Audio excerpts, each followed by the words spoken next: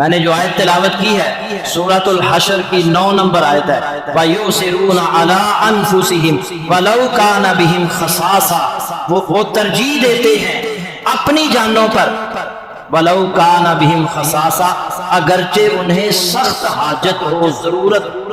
ایمان والوں کی اللہ نے اس آیت کے اندر ایک صفت بیان فرمائی کہ ایمان والے جو ہیں اپنی ذات پر دوسروں کو ترجیح دیتے ہیں، خود حاجت مند ہوتے ہیں، ضرورت مند ہوتے ہیں، مگر اپنے بھائی کی ضرورت کو پہلے پورا کرتے ہیں۔ ایثار کا جذبہ ایمان والوں کے اندر موجود ہوتا ہے۔ نبی صلی اللہ علیہ وسلم ایک دن آپ کے پاس ایک مہمان آتا ہے، اللہ کے نبی صلی اللہ علیہ وسلم سے کہتا ہے بھوک لگ رہی ہے، کھانا کھانا ہے۔ آپ صلی اللہ علیہ وسلم اپنی بیوی کے گھر، ایک بیوی کے گھر پیغام بھیجتے ہیں کھانے کی کوئی چیز ہے تو بھیج دی جائے۔ وہاں سے پیغام آیا کہ اس ذات کی قسم جس نے آپ کو حق کے ساتھ مبعوث کیا ہے، گھر میں پانی کے سوا کچھ نہیں۔ اللہ کے نبی صلی اللہ علیہ وسلم دوسری بیوی کے گھر پیغام دیتے ہیں، وہاں سے بھی یہی پیغام آتا ہے کہ پانی کے سوا کچھ نہیں۔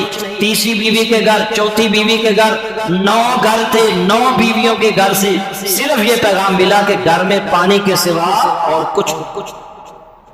اب اللہ کے نبی صلی اللہ علیہ وسلم پہلے اپنے گھروں سے پتہ کروایا، پھر اعلان کرتے ہیں یہ میرا صحابی ہے، میرا مہمان ہے، اس کی کون مہمان نوازی کرے گا؟ ابو طلحہ انصاری رضی اللہ تعالیٰ عنہ کھڑے اتر کر کہتے ہیں اللہ کے نبی میں اس کی مہمان نوازی کروں گا۔ انہیں ساتھ لے کر اپنے گھر چلے جاتے ہیں اور بیوی سے جا کر کہتے ہیں ام سلیم رضی اللہ تعالیٰ عنہا سے کہتے ہیں یہ اللہ کے نبی کا مہمان ہے، اسے کھانا کھلا۔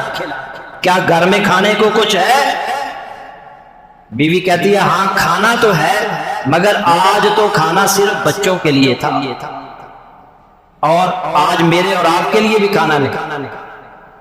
لیکن دونوں میاں بیوی کہتے ہیں اللہ کے نبی کا مہمان ہے، اسے کھانا کھلانا ہے، بچوں کو بھوکا سلا دیتے ہیں۔ ماں اندازہ کریں کوئی ماں اپنے بچوں کو بھوکا سلائے گی جبکہ گھر میں کھانا بھی موجود ہو؟ نہیں، انہوں نے اپنے بچوں کو بھوکا سلا دیا۔ کھانا موجود ہے مگر مہمان کے لیے ہے، مہمان کو بلایا جاتا ہے، کھانا۔ اب دونوں میاں بیوی سوچتے ہیں کھانا تو ایک بندے کا ہے، اور اگر میزبان بھی ساتھ بیٹھ گئے، عرب کا کلچر ہے کہ مہمان کے ساتھ میزبان بھی بیٹھتے ہیں، ہم بھی ساتھ بیٹھ گئے تو کھانا ہم بھی کھائیں گے، مہمان بھی کھائے گا، اس کا پیٹ نہیں بھر سکے گا، تو ایسی ترکیب کریں کہ کھانا سارے کا سارا مہمان کھائے۔ کیا سوچ ہے ہماری؟ کیا سوچ ہوتی ہے کہ میں اس کی پلیٹ سے بھی اپنی پلیٹ میں کیسے ڈال سکتا؟ بڑے بڑے لوگ دیکھے ہیں، امیر مالدار، مگر تقریب کے اندر، شادی کی تقریب کے اندر، اجتماعی کھانے کے اندر جب وہ بیٹھتے ہیں تو دوسروں کا حق مار لیتے ہیں، باقی حق نہیں مارتے۔ لیکن یہاں آ کر کسی کے ذہن میں بھی نہیں ہے کہ یہاں بھی حق نہیں مارنا کسی کا، اور مجھے ملتا ہے ملے، نہیں ملتا نہ ملے، لیکن میرے بھائی کو ملنا چاہیے۔ صحابہ کی یہ سوچ ہوتی تھی کہ مجھے نہ ملے، نہیں ملتا نہ ملے، لیکن میرے بھائی کو ملے۔ مجھے بھوک لگ رہی ہے، کوئی بات نہیں ہے، میرے بھائی کا پیٹ بھرنا چاہیے۔ دونوں میاں بیوی یہ سوچ رہے ہیں، پہلے بچوں کو بھوکا سلا دیا، اب سوچ رہے ہیں کہ یہ سارے کا سارا کھانا ہم مہمان کو کیسے کھلا سکتے ہیں۔ ایک ترکیب، رات کا وقت تھا، بیوی کہتی ہے یہ لالٹین، یہ دیا جو ہے میں بجھا دوں گی، اندھیرا ہو جائے گا، ہم بھی مہمان کے ساتھ بیٹھ جائیں گے، مہمان کھائے گا، ہم اس کے ساتھ بیٹھ کر ظاہر کریں گے کہ ہم بھی کھا رہے ہیں مگر ہم کھائیں گے نہیں۔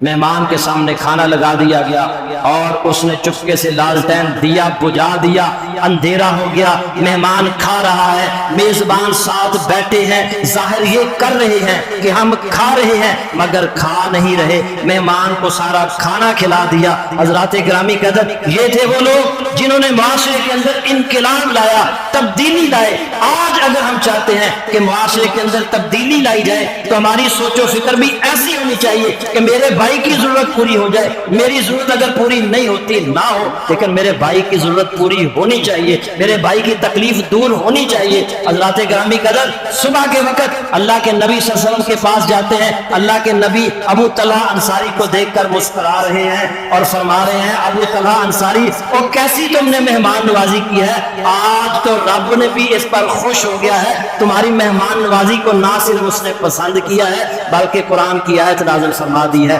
وَيُؤْثِرُونَ عَلَىٰ أَنفُسِهِمْ وَلَوْ كَانَ بِهِمْ خَصَاصَةٌ، وہ ترجیح دیتے ہیں اپنی جانوں پر، اگرچہ خود حاجت مند ہوتے ہیں، ضرورت مند ہوتے ہیں، خود بھوکے ہوتے ہیں، مگر اپنی ذات پر دوسروں کو ترجیح دیتے ہیں۔ یہ ہے صحابہ،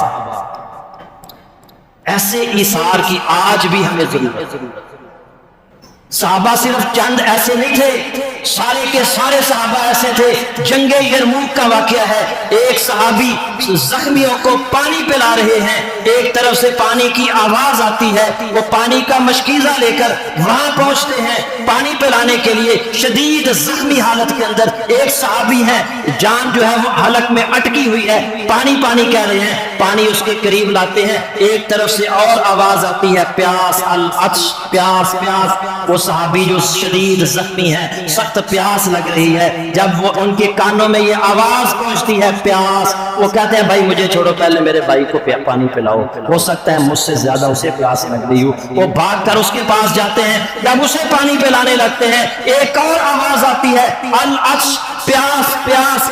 وہ بھی یہی کہتے ہیں، وہ صحابی بھی یہ کہتے ہیں اور بھائی مجھے چھوڑو، پہلے میرے بھائی کو پلا دو، ہو سکتا ہے مجھ سے زیادہ اسے پیاس لگ رہی ہو۔ وہ اس کے پاس جاتے ہیں، جب اس کے پاس پہنچتے ہیں اس کی روح پرواز کر جاتی ہے، دوسرے کے پاس آتے ہیں اس کی روح بھی پرواز کر جاتی ہے، پہلے کے پاس آتے ہیں اس کی روح بھی پرواز کر جاتی ہے۔ انہوں نے اپنے عمل سے ثابت کر دیا وَيُؤْثِرُونَ عَلَىٰ أَنفُسِهِمْ وَلَوْ كَانَ بِهِمْ خَصَاصَةٌ۔